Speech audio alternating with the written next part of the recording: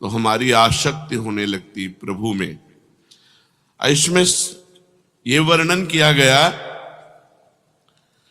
कोई भी नाम या कोई भी मंत्र सिद्ध तभी होगा जब वो गुरु से प्राप्त हुआ है, गुरुमुख से। मंत्रानुष्ठान या नामानुष्ठान सबसे पहला गुरु उपदेश के द्वारा होता है। सद्गुरु मिले बिना और उनके श्रीमुख से निकले बिना जो हम नाम जप करते हैं, ना प्रसीदति वै विद्या बिना सद उपदेशता, बिना सदगुरु के उपदेश के कोई भी विद्या या कोई भी नाम सफल नहीं होता, सिद्ध नहीं होता। श्रुति भी आज्ञा करती है,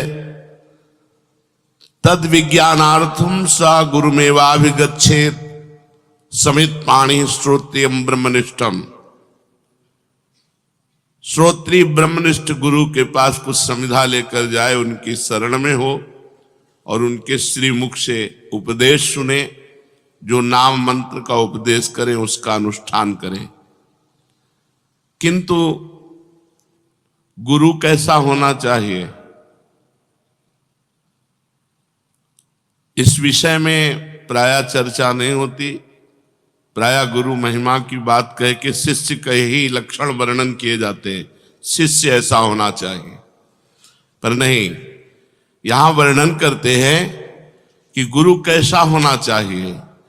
बोले सिद्धम सत संप्रदाय स्थिरधीय मनघम श्रोत्रियम ब्रह्मनिष्ठम सत्वस्थम सत्यवाचम समय नियतया साधुवृत्तया समेतम दंभासुयादि मुक्तम जित विषय गणम दीर्घबंधुम दयालुम स्खालिते शासितारम समरहित परम देशिकम भूष्णुरीप से। कैसा गुरु होना चाहिए? बोले ऐसे गुरु की खोज करके ऐसे गुरु के मुख से नाम और मंत्र सुनना चाहिए। कैसे गुरुदेव हो? जो सिद्धम सत संप्रदाय, किसी सिद्ध संप्रदाय से दीक्षित हो गुरुदेव, सिद्ध परंपरा में हो, आचार्य परंपरा में हो। पहले ये जाने कि हमारे गुरुदेव किस आचार्य परंपरा में, आचार्य परंपरा में है या नहीं। अगर नहीं तो हमारा शास्त्र आदेश नहीं करता, आदेश करता है आचार्य परंपरा से। सिद्धम सत संप्रदाय स्थिरधीय मनघम, जो निष्पाप महापुरुष किसी सिद्ध संप्रदाय से दीक्षित हो और जिनकी बुद्धि संप्रदाय की उपासना में स्थिर हो, केवल दीक्षित से ही नहीं, और वो साधन करते हुए निष्पाप हो चुके हों और श्रोत्री ब्रह्मनिष्ठ हों, जो शास्त्रों का ज्ञान रखते हो, शब्द ब्रह्म का और परमात्म तत्व का जिनको बोध हो, हर समय सत्य में स्थित हो, सत्य वक्ता हो और समयानुकूल साधुवृत्ति से संपन्न हो, दंभ और असूयादि दोषों से रहित हो, जितेंद्रिय हो, परम सुहृद हो, परम दयालु हो और शिष्य का पतन होते देखकर उस पर टूट पड़े, उस पर शासन करके कठोर शासन के द्वारा उसको फिर सत्मार्ग में तत्पर करे, ऐसे सदगुरु का पहले वर्णन करे। मैयासक्त मना होने के पहले हमें जो मंत्र जप करना है, नाम जप करना है, वो सदगुरु से प्राप्त करना है। ऐसे सदगुरुदेव का संबंध हो जाए तो शिष्य की साधना आबाद हो जाती है, निर्विघ्न हो जाती है। गुरु कृपा से वो साधन पथ पर जो नाम मंत्र मिला, केवल गुरु जी के श्रीमुख से जो मिला है, वही हमारी साधना होनी चाहिए। गुरु कृपा के बिना तो हरि अनुग्रह भी व्यर्थ हो जाता है। गुरु कृपा के बिना हरि कृपा भी व्यर्थ हो जाती है। जैसे कमल को विकसित करने वाला सूर्य अगर जल से अलग कर दिया जाए तो वही सूर्य उस कमल को सुखा करके व्यर्थ कर देगा। जल का संयोग, गुरु का संयोग, हरि कृपा, सूर्य प्रकाश। जैसे सूर्य प्रकाश होने पर कमल खिल जाता है, कौन? जो जल के संयोग में है।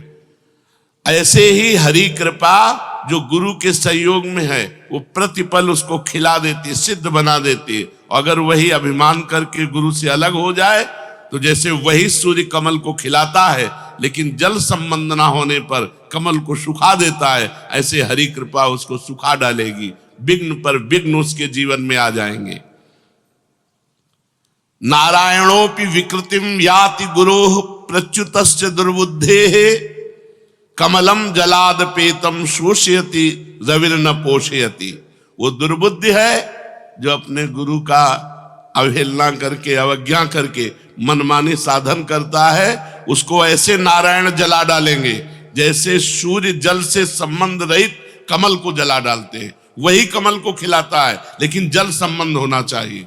अगर जल संबंध नहीं तो वही सूर्य ताप कमल को शुष्क कर देता है। ऐसे ही गुरु संबंध यदि आपने अवहेलना कर दी तो चाहे जितना साधन करो, हरि का ताप तुम्हें जला डालेगा, तुम्हारे कोई भी साधन सिद्ध नहीं होंगे। इसलिए सबसे पहला गुरु चरणों का आश्रय और गुरु मुख से निकला हुआ नाम मंत्र का अनुष्ठान किया जाए और आचरणों की शुद्धि।